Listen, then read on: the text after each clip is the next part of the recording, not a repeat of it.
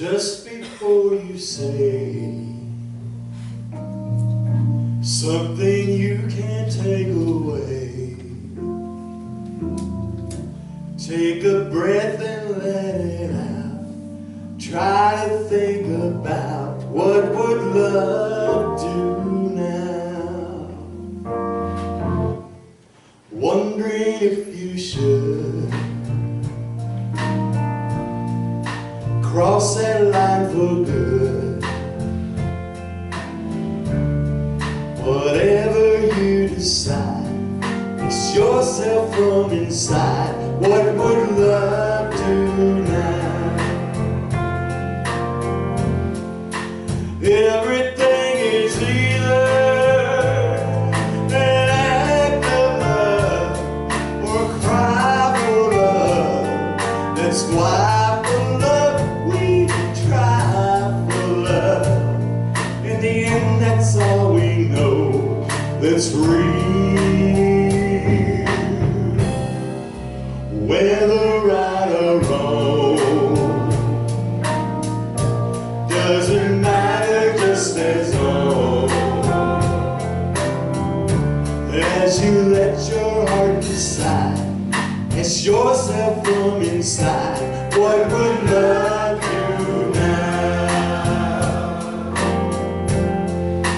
Everything is either an act of love or a cry for love. That's why for love we try for love. In the end, that's all we know that's real. Whether right or wrong,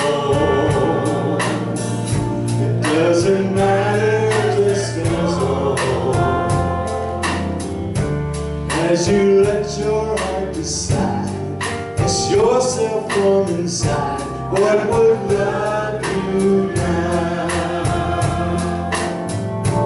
What would love do now?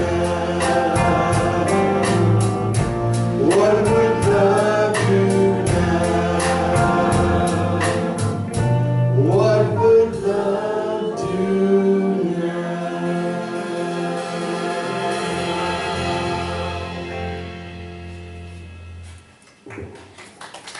Thank you. As the choir has their seat, I'm going to ask one choir member if she would stay up here with me this morning. What's in store, Pastor?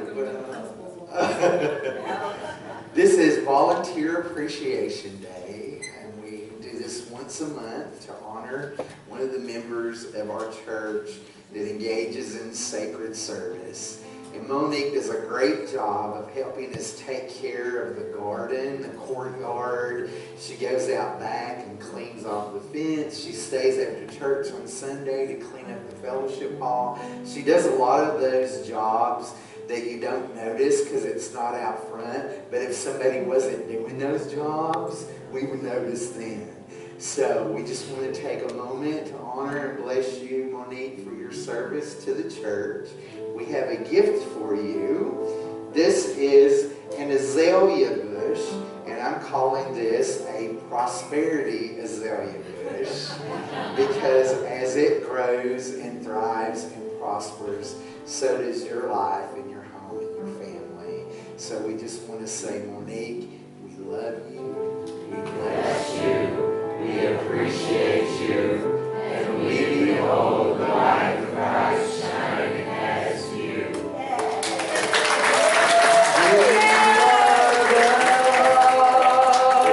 You are the hands, you are the voice of Spirit on earth, and who you are.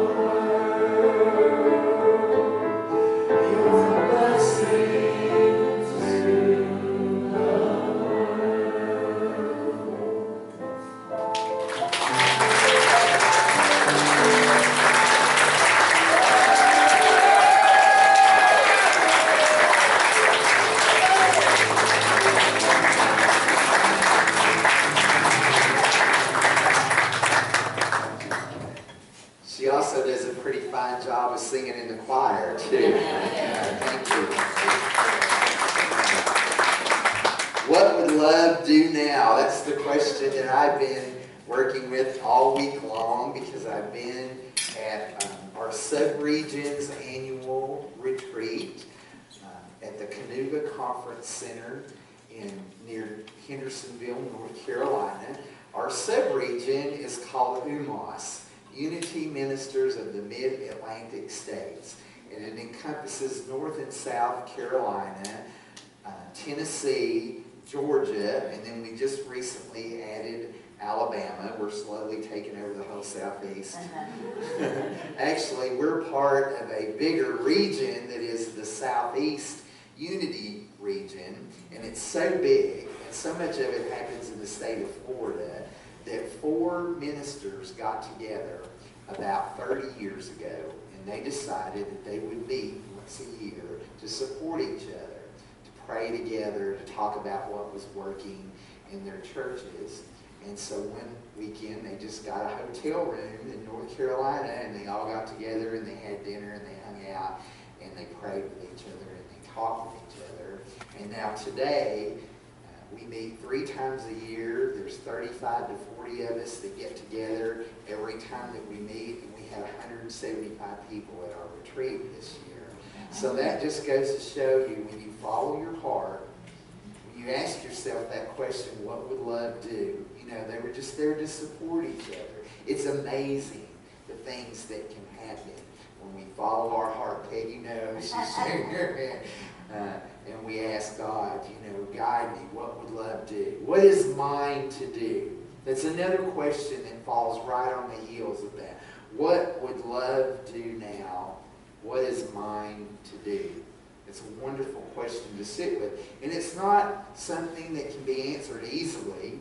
You know, if I'm driving down the street, I'm stopped at a red light, and somebody wants to pull out in front of me, well, I can either, you know, act from my little Dale and not let them out, or I can say, well, what would love do? Of course, love would let the car in. You know, I talk about traffic a lot because we're in it every day. Whether you drive a car, ride the bus, or even walk downtown, you're in all this busyness that goes on every day. If I'm at the post office and I meet somebody at the door at the same time I'm coming in, am I going to knock them out of the way to get in and mail my letter? No. What would love do now? I'm going to open the door and let the person in. Well, those are simple things. But some of the bigger questions in life take a little time. You know, on my way back from North Carolina, I come from Columbia to Hardyville on 321. Because when I'm riding on the interstate, when I'm driving on the interstate, a lot of times I'm not asking what would love do. I'm asking how I can get in front of the car that's in my way, or, you know what I'm saying? So I take the slow way. I go the way that I have to go 55 miles an hour, and I have to go through all these little towns and stop at red lights and pay attention to what's going on. It helps me be more mindful. It helps me stay centered in God, and it helps me act more from a place of love. So I think of that as an analogy to my life. What would love do? Love wouldn't get in a hurry. If I'm in a hurry, I'm acting from my ego self. I'm acting from my personality. You know, Jesus was a great example of the difference between personality and individuality. When we talk about Jesus Christ, and we look at Jesus, the man, some may even say a mythological character. You know, we don't know how much of the Bible is really true. There's lots of stories that were made up about Jesus. Jesus never wrote anything down himself. All we've got is what people wrote down about him. So we have Jesus, the personality, but then we have the Christ, which is the individual expression of each person. We're all expressions of love. And so when we ask ourselves, what would love do now? It's a good practice to slow down so that we're not coming from our personality, but to pay attention. What is the love that I am leading me to do? What is the love that's inside of me, encouraging me, guiding me to do? Is it okay if I talk about Jesus on Sunday? No, maybe not. Is it okay if I tell Bible stories? Okay. So Jesus, we don't know if he even knew how to write or not. He could have been illiterate. But there's a story about Jesus. One day he's writing, or he's drawing, or maybe he's doing algebra in the sand. But anyway, he's using his finger like this. And there's a woman that comes forth, and she has been branded an adulteress by the people. And so they're getting ready to stone her, like to throw rocks at her until she dies. And Jesus stands up from what he's doing. He says, whoa, wait a minute. Let whoever is without sin cast the first stone. And about that time, a rock hits him upside of the head. And he looks around the crowd and he says, Mother, put that rock down.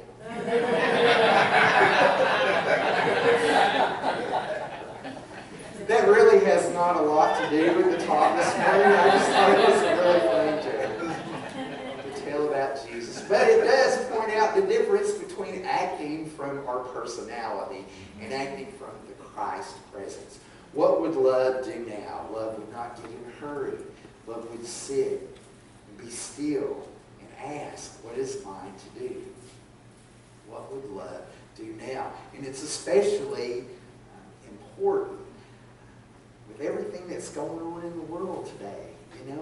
It seems like every time I turn on my computer, I read a story about somebody that is getting shot somewhere for no good reason, it seems like. And it upsets me. It hurts my heart. I get mad. I get afraid. I get feeling separate, and against. So that's really important for me to take a breath, be centered, ask what would love do. I love the line in the song that I sang. What would love do now? It's an Eddie Watkins Jr. song. Did anybody remember when Eddie came to our church? Fabulous, big guy, great personality, wonderful singer, Motown star. He told us the story this week about how he came to write this song. He was going to visit his father. They were sitting at the kitchen table, and he was trying to have a conversation. He says his father doesn't hear well anyway, and the television was up really loud. Have you ever noticed as we get older that we talk to our parents the way our parents used to talk to us? Why is that TV on so loud? You've got every light in the house on. Are you blind? Don't sit so close to the television, right? So he's having this conversation with his dad, and he's starting to feel disrespected because he feels like his father isn't listening to him. He's having to yell over the television. It's not working. So he said he started this little drama within himself. He started making up stuff in his head. So he went in the back room, he sat down, and he started playing the piano, and this song came out. What would love do now? After he calmed down for a minute, took a breath, he went and talked to his mother, and he said, I'm just not feeling respected. I'm trying to talk to Dad, and he's not listening. The television is up too loud. And she says, well, why don't you just turn the TV down? Right? Instead of making up all this drama, like Dad doesn't love me or respect me or listen to me, just turn the television down.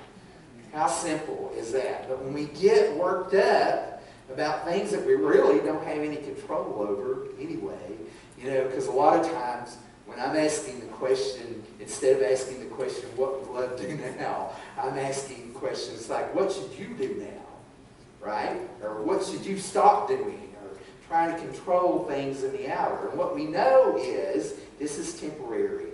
It's changing all the time. And I don't have much control over what you do. No control over what I do. So the practice is to be still.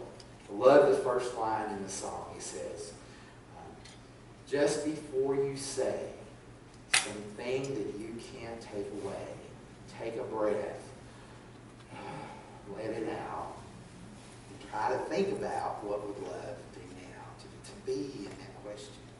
There's some questions that we may not ever get answers to in this world that we're in, like what happens after you die, what is God? We've been asking those questions ever since there's been people. but we can have an experience of God when we're still. You know, when you try out for ministerial school, they give you a psychological evaluation and they tell everybody it's okay to tell the psychologist that you hear voices. Because a lot of unity people hear voices. I've heard a lot of people say that they hear the voice of Spirit talking to them. Maybe you're one of those people, I don't know. I don't hear a physical voice. Sometimes I wish I did. You know, I would like to have some stone tablets with specific instructions written out here, do this today. That's not how it happens for me. But I have feelings sometimes, like overwhelming feelings that this is mine to do, or this is not mine to do. Because I'm more of a feeling person anyway. But Spirit will talk to you in your own unique way if you spend time listening. You just stop, take a breath, let it out, and then try to think about what would love do now? What is mine to do? You know the line just before you say something you can't take away. When we get together with the ministers at the UoS meetings, one of the things we do is called heart check. We do this with our prayer chaplains. We spend a little time before we start our meeting. Everybody's checking in. We do it with our board. We have a gratitude heart check before we start our meetings. And one of the ministers who shared this week is 81 years old. He's a retired Unity minister, and he is taken to making knives out of steel. And he uses a grinder to wear down, smooth out, and get these knives sharp, nice, perfect, rounded edges. And he says it's really a practice in being mindful that you can hurt yourself if you don't mess up. But one of the things that he shared with us is if you're not paying attention to what you're doing when you're grinding this piece of steel, you can take a big chip out of it, a big hunk out of it, and you can't fix it. You can't put it back. And that's just like the words that come out of our mouths sometimes. Have you ever sent that email and wished you could just reach through the internet and suck it right back? You know, or have you ever been in a crowd of people and said something and then wanted to say, could we all just pretend I didn't say that just now? You know, there's certain things that we say, words can be like knives, that you really can't take back. You know, it's too late once it's out there. So let's practice taking a breath, pausing, and asking ourselves the question, what we love do now? What is mine to do? I love that phrase, what is mine to do? Because there are things in the world that are mine to do. You know, I'm not suggesting that we just sit in meditation all the time and not do anything. You know, because especially right now, with everything that's going on in the world, we know that we are the Christ. There's a lot of people that don't, or they wouldn't be acting the way they're acting. Yes? So it's our job to show up as that when we go out in the world. Remember that Jesus told us, when I am lifted up, all men, all people will be drawn to me. So I take that to mean metaphysically that when I'm staying in a high vibration, when I'm staying centered in God, which we say is the first part of our mission statement, right? As a community, the most important thing in our vision is to be centered in God's love. That's what we say first in that phrase. Before we start inspiring, we center ourselves in God's love. So we raise our own vibration. We're helping to raise the vibration of the planet. We're affecting the people in our environment. You know, I talked about this last week. Don't you want to be a person of increase? So that every interaction that you have, everyone feels uplifted after it. Don't you want to be one of those people when you walk in the room that everybody's like, ooh, I'm so glad you're here. You know, I feel better. Oh, we're going to have a good time now because Alethea's here, right? Joy, love, gratitude. Those are the high vibrations. And the more that we stay in that, the more we affect our environment. And the more clear we are on what is ours to do. Because we're not caught up in all this little And let me tell you, I'm not immune. I wake up sometimes in the middle of the night thinking about some interaction I've had, or something I didn't do, or something I was supposed to do, or something I didn't do right. You know, we're all humans. But our practice is to turn away from outer concerns, to turn within, to pause and ask ourselves, what would love do now? And so as we move into another time of prayer, I'm going to ask you to bring to your mind a situation. Maybe it's a person. Maybe it's somebody you know, something going on in your life that's causing you some grief. And let's take that into prayer and ask, what is mine to do? What would love do now?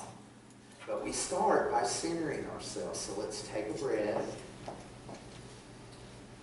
Allow your eyes to close. Just relax into this moment. If there's only one presence and one power, that means there's no absence of God and there's no place where God is not. That means God is inside of me as well as outside. Sometimes I don't see it outside. Sometimes I don't see it inside. But the more I practice taking a breath, becoming still, the more I'm able to hear the voice of Spirit in my own unique way.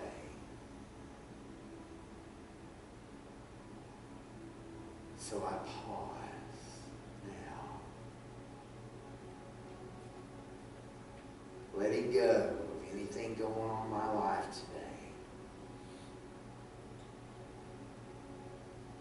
As I seek first the kingdom of heaven, that heavenly place within inside of me, I know that all outer things are lining up in perfect order.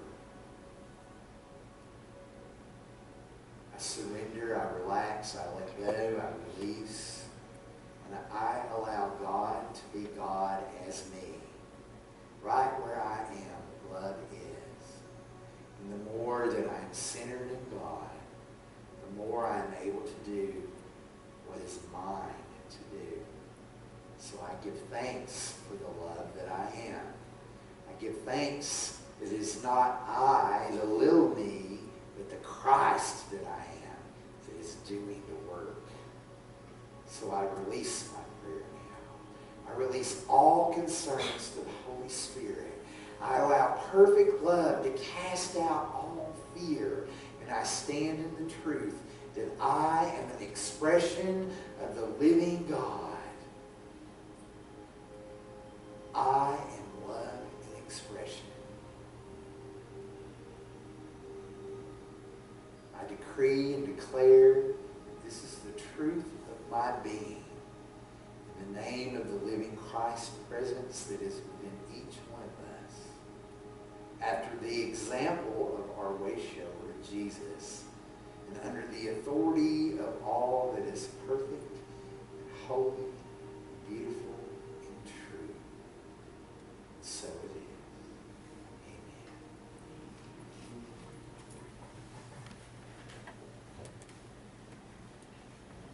Amen.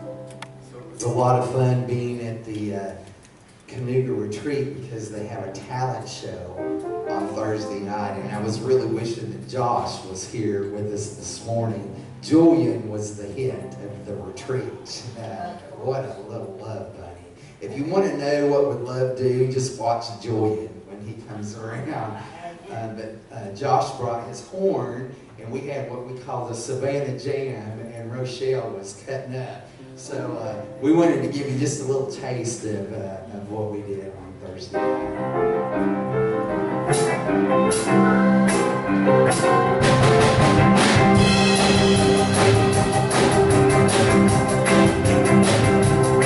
Well, if the church is rocking, don't bother rocking. If the church is rocking, don't bother rocking. If the church is rocking, don't bother, come on in.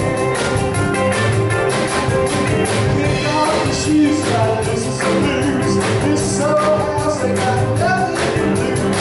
Every else starts making the news. God.